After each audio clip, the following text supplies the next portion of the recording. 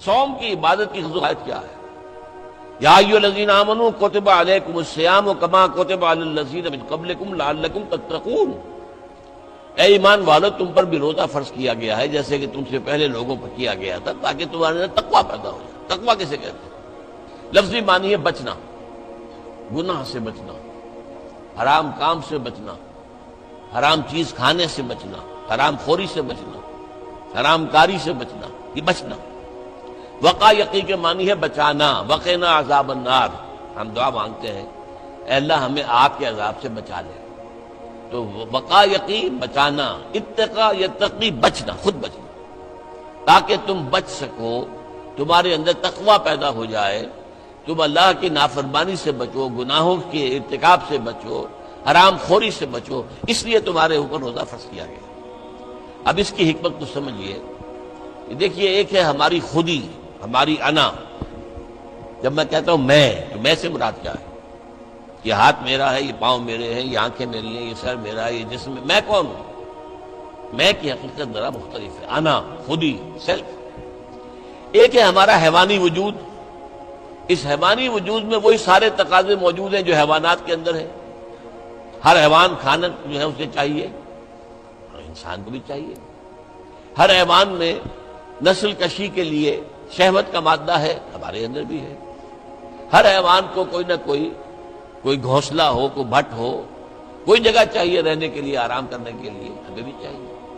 تو حیوانی تقاضے جو ہمارے وجود کے اندر موجود ہیں، ان کے لیے کہا ہے، فرائیڈ نے لفظ استعمال کیا ایڈیا لبیڈو۔ یہ ایڈیا لبیڈو بہت منہ زور ہے۔ بھوک لگتی ہے تو انسان کہتا ہے کچھ بھی ملے کھانے کو، حلال ملے حرام ملے کھاؤ۔ شہوت کا جذبہ جب جاگ اٹھتا ہے، برانگیختہ ہو جاتا ہے، تو پھر وہ تو چاہتا ہے تسکین ہونی چاہیے میری شہوت کی، جائز ناجائز، حلال حرام، صحیح غلط، سب چھوڑو اس کو۔ اس کے لیے کنٹرول پیدا کرنا، ضبط نفس، کہ آپ اپنے نفس پر کنٹرول کر سکیں، نفس آپ پر حاوی نہ ہو جائے، جو اس کا حکم دے، جو بھی وہ حکم دے آپ اس کی پیروی کریں، نہیں، نفس کو اپنے قابو میں رکھیں، اپنی مرضی کے مطابق اسے چلائیں۔ اس کی مثال ایسے ہی ہے کہ جیسے ایک گھوڑا ہے اور ایک سوار ہے اس پر۔ اب اگر گھوڑا منہ زور ہے، طاقتور ہے، اور سوار بیچارہ کمزور ہے تو کیا ہوگا؟ گھوڑا کہیں پٹک دے گا اس کو، کہیں کسی کھائی میں پھینکے گا یا کچھ اور کرے گا۔ لیکن اگر سوار بھی طاقتور ہے اور اس نے گھوڑے کو دبایا ہوا اپنے دونوں رانوں کے درمیان، گھوڑا محسوس کر رہا ہے کہ میرے اوپر جو بیٹھا ہے وہ جاندار ہے، تو پھر ظاہر بات ہے کہ اب یہ گھوڑا سوار کی مرضی کے مطابق چلے گا، ذرا سا اشارہ ہوگا ادھر مڑ جائے گا۔ اسی طرح ہمارا یہ نفس ہے، یہ حیوانی وجود جو ہے، یہ گھوڑے کے مانند ہے، اور ہماری انا یا ہماری خودی یا ہماری سیلف یہ اس پر سوار ہے۔ اگر سیلف کمزور ہے، گھوڑا طاقتور ہے، تو انسان کی ہلاکت، بربادی ہے، تباہی ہے۔ نفس حاکم ہو گیا، نفس سے ہمارا کہ ہم غلام بن گئے، تباہی اور بربادی ہوگی۔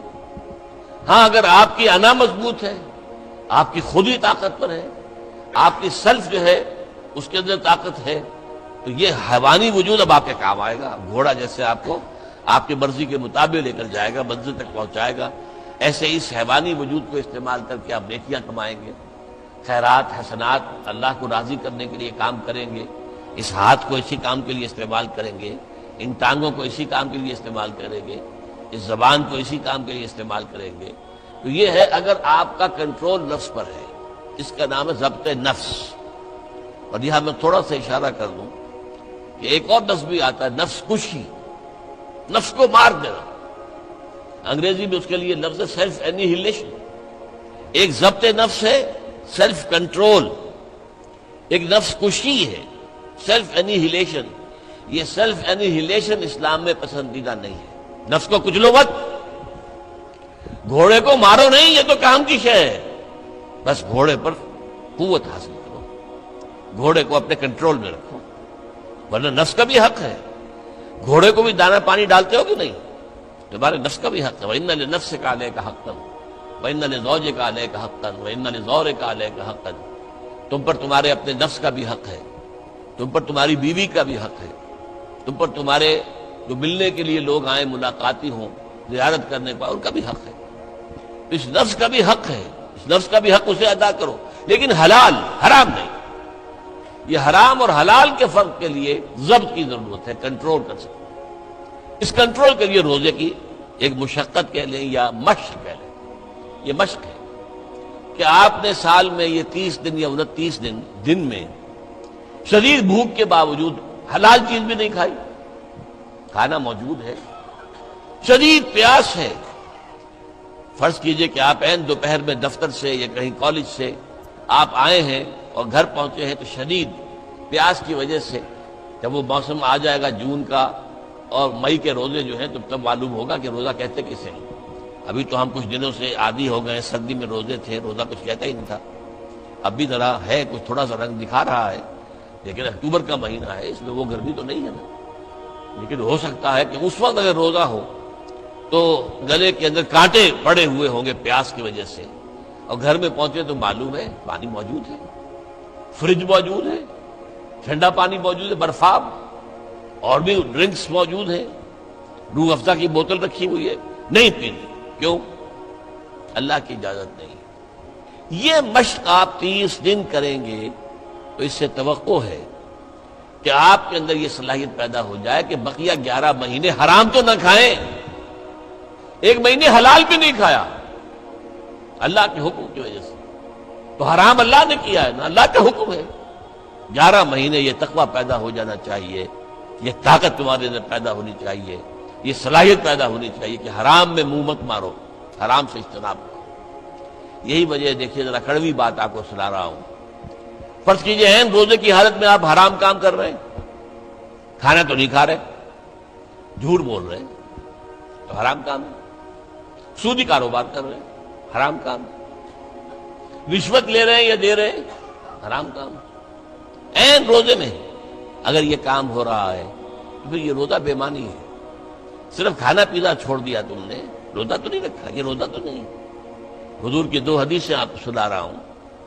من لم یدع قول الزور والعمل بہ، جس شخص نے جھوٹ بولنا اور جھوٹ پر عمل کرنا نہیں چھوڑا، فلیس للہ حاجۃ ان یدع طعامہ وشرابہ، تو اللہ کو کوئی ضرورت نہیں ہے کہ وہ کھانا پینا چھوڑ دے۔ جھوٹ بولنا نہیں چھوڑا عین حالت صوم میں، تو یہ صوم نہیں ہے، فاقہ ہے۔ تم نے کھانا پینا چھوڑ دیا، بس روزہ نہیں۔ نہ اس میں روزے کی حکمت پوری ہوگی، نہ روزے کی غرض و غایت پوری ہوگی، نہ روزے کی برکات، روزے کے انوار اس سے پیدا ہوں گے، بلکہ بس یہ ہے کہ آپ نے دن بھر میں فاقہ رکھا ہے، اللہ اللہ خیر صلی اللہ۔ اس طرح ایک اور حدیث میں آتا ہے، کم من صائم لیس من صیامہ الا الجوع، کتنے ہی روزہ رکھنے والے ایسے ہیں جنہیں اپنے روزے سے سوائے بھوک کے اور کچھ حاصل نہیں، بھوکا رہا بس، منہ بند کیے رکھا، باقی روزہ نہیں تھا وہ۔ جب عین روزے کی حالت میں جھوٹ بول رہا ہے یا جھوٹے عمل کے اوپر، جھوٹے کاروبار پر عمل کر رہا ہے، یہ روزہ نہیں ہے۔ تو روزے میں کھانا اور پینا صرف یہ ترک کرنا نہیں ہے، بلکہ یہاں تک بھی آیا ہے کہ فرض کیجئے کہ کوئی شخص آپ سے جھگڑ رہا ہے، گالن کو روز پہ اتر آیا ہے، تم یہ کہو کہ بھائی میں اس وقت کچھ نہیں کہہ سکتا، میں روزے سے ہوں، میں اس وقت تمہاری بات کا جواب نہیں دے سکتا، میں روزے سے ہوں۔ یہ بھی گویا کہ روزے کے تقاضوں میں سے ہے، جھگڑا نہ کیا جائے، فساد نہ کیا جائے، لوگوں سے لڑا نہ جائے، گالن گلوچ نہ کی جائے، یہ بھی روزے کے تقاضوں میں سے ہے۔ تو روزہ رکھا جائے پورے آداب کے ساتھ تو اس سے تقویٰ پیدا ہوتا ہے، اس میں کوئی شک نہیں۔ تو یہ ہے گویا کہ اولین سطح پر روزے کی حکمت، یا ایھا الذین آمنوا کتب علیکم الصیام کما کتب علی الذین من قبلکم لعلکم تتقون۔ اب آئیے اگلی منزل، کچھ عرصے کے بعد پھر رمضان کے روزے فرض کر دیے گئے۔ شہر رمضان الذی انزل فیہ القرآن ھدی للناس وبینات من الھدی والفرقان فمن شہد منکم الشہر فلیصم۔ رمضان کا مبارک مہینہ وہ ہے جس میں قرآن نازل ہوا، اور قرآن کیا ہے؟ لوگوں کے لیے ہدایت اور حق و باطل میں امتیاز کی بینات، روشن چیزیں، واضح چیزیں، کھلی چیزیں، بین چیزیں۔ تو جو کوئی بھی تم میں سے پائے اس مہینے کو، نہ مریض ہو نہ بیمار ہو، موجود رہے اپنے گھر میں، فلیصم، تو لازم ہے اس پر کہ روزہ رکھے۔